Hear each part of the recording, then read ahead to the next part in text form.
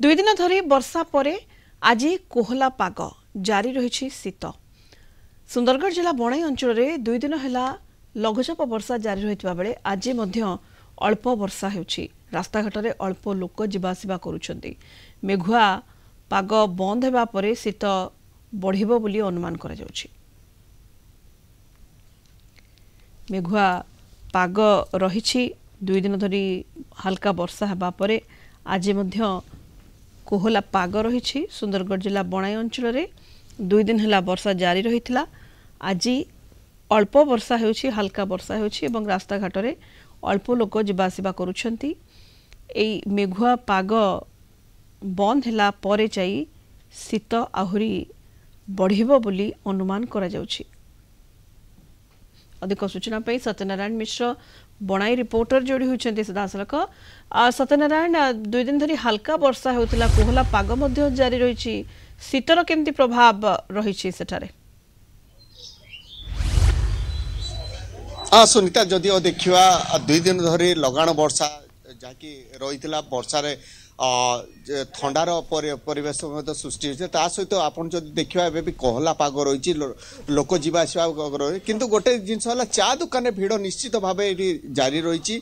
आउ गोटे कथा शीत शीत जदि आम कह शीत ए निश्चित भाव तार प्रभाव अच्छी, किंतु आगामी दिन में प्रभाव देखा मिलता बोलिकिना सन्देह करा किसी जन आम पाखे अच्छा शीतर कौन प्रभाव रही कौन नहीं आप कहले शीत केमती लगुच कौन आगामी दिन में कौन प्रभाव रही यार? ठंडा तो माने 3-4 दिन आगु बहुत जोरे ठंडा होता, किंतु ये मेघुआ टे ठंडाटा कमी जाइए। किंतु जो कोहला पाग अच्छी रास्तार समस्ते बर्तमान आसिक चा खटे आम सब अच्छु। अच्छा, आउ गोटे कथा कहले आप केमती केबेठू शीत आसला कौन केमती? शीत तो आसब कोहला पाग पर प्रबल शीत हम लोकंर अवस्था बहुत खराब हो। अच्छा, जदिओ देखा आपड़ जदि गोटे कथा कहतु शीतर प्रभाव ए अंचल केमती रही पूर्व आमती आगरे शीतर तो प्रभाव थिला, वर्तमान कोहला पाग जो शीत टे कमी जाइए।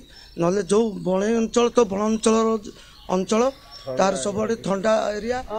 सुनीता, जदिओ देखा आम जब पछुआड़े देखा केमती कोहला पाग रही कौली अवस्था लोक मैंने वर्षा भी झिपझिप जारी रही, कोहला पाग जारी रही। तेज पाग बदलवा परे आहुरी शीत बढ़िबो नहीं अनुमान करा जाउछि। बहुत बहुत धन्यवाद सत्यनारायण मिश्र बणाई रिपोर्टर आम सहित जोड़ी होते सीधासलख अधिक सूचना देते।